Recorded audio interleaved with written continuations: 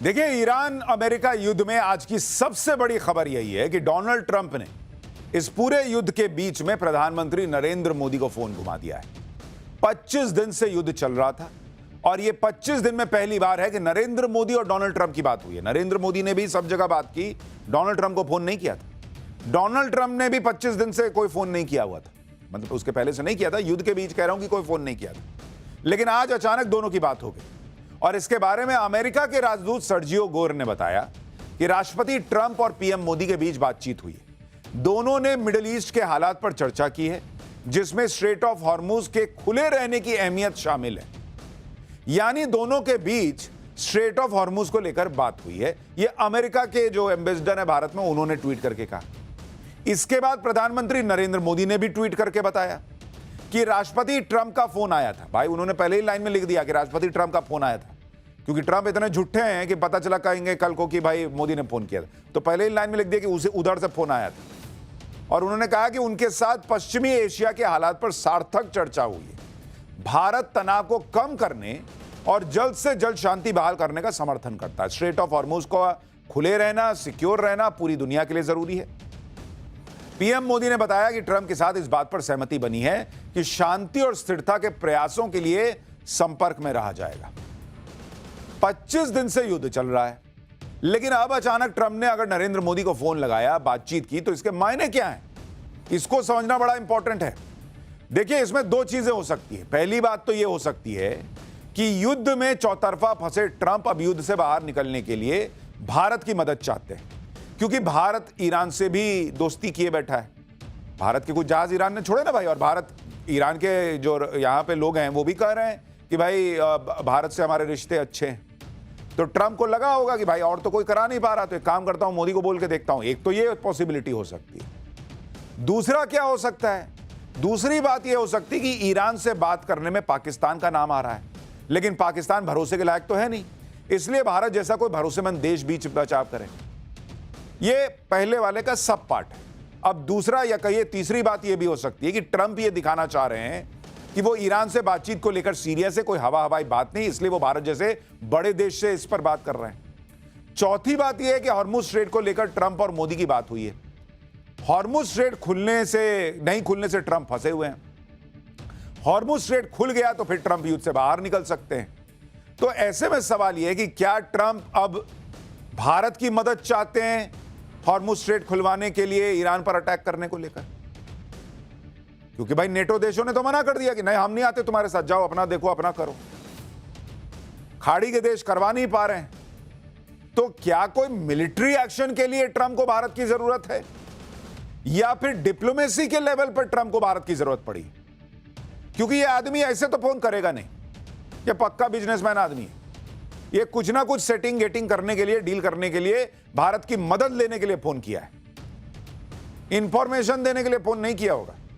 अब देखिए यहां से क्या जवाब मिला वो इंपॉर्टेंट है। मुझे नहीं लगता भारत कोई मिलिट्री एक्शन में मदद करने जाएगा। डिप्लोमेसी के लेवल पे क्या हो सकता है वो देखिए, क्योंकि वे तो कई लोग कह रहे हैं कि भाई भारत इसमें मदद कर सकता है। ट्रंप ने ईरान को धमकी भी यही दी थी कि हॉर्मुज स्ट्रेट खोलो, नहीं तो 48 घंटे में ईरान के पावर प्लांट उड़ा दूंगा। ईरान ने ट्रंप की धमकी का लोड तो लिया नहीं, उल्टे कह दिया कि अगर ईरान के पावर प्लांट उड़ाओगे तो ऐसी तबाही मचाएंगे जो तुम नहीं सोचे होगे। हॉर्मुज स्ट्रेट को ईरान खोल नहीं रहा है और वहां हालत देखिए कैसी है, नाव फंसे हुए सारे।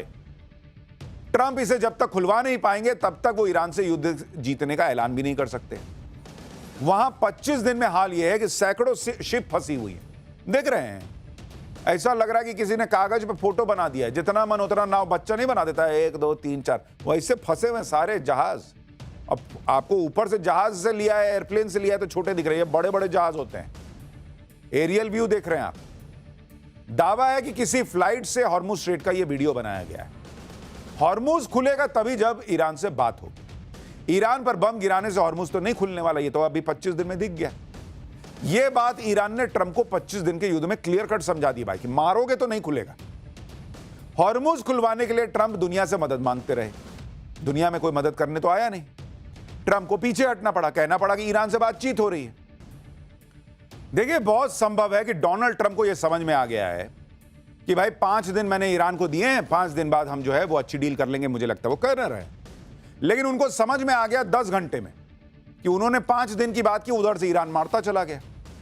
तो इनको यह समझ में आ गया है कि इनके बूते का तो है नहीं ईरान को चुप कराना, ईरान से डील कर पाना, क्योंकि ईरान ने इनकी सारी नवाबी निकाल के छोड़ दी है। इसीलिए मुझे लगता है कि अब ये भारत से संपर्क कर रहे हैं ताकि कम से कम ईरान को बातचीत के टेबल पे लाया जा सके, क्योंकि 5 दिन बाद भी अगर कुछ नहीं हो पाया तो ये क्या मुंह दिखाएंगे। वैसे ही पब्लिक इनका मुंह देखना नहीं चाह रही है, जिस तरह से पब्लिक को, दुनिया को इन्होंने फंसा के छोड़ दिया है। ट्रंप ने दावा कर दिया कि ईरान को ऐसा फोड़ा कि वो डर की वजह से बातचीत के टेबल पर आ गया, लेकिन उनको अंदर से अंदर पता है ना कि क्या हो रहा है। भाई, ईरान ने इजराइल के तेल अवीव और हाइफा में भयानक हमले किए हैं। 10 घंटे के अंदर 7 मिसाइल बैराज दागी है। ट्रंप के ऐलान के बाद तेहरान के रिहायशी इलाकों में मिसाइलें गिरी।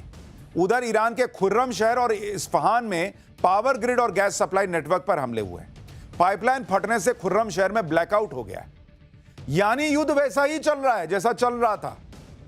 ये ट्रंप ने नौटंकी की कि हमने 5 दिन की बात की है, 5 दिन में हो जाएगा, और इसीलिए अब फोन लगा रहे हैं इधर उधर कि भाई कुछ तो कराओ, बड़ी बेइज्जती हो जाएगी। भाई देखो, ट्रंप भले ही ईरान से बातचीत का दावा करें, लेकिन युद्ध के मैदान में भीषण बमबारी चल रही है, यह ट्रंप को समझ में आ रहा है। इजराइल में कल पूरी रात सायरन बजे हैं बॉस। तेल अवीव में ईरान की मिसाइलों ने नींद उड़ा दी लोगों की।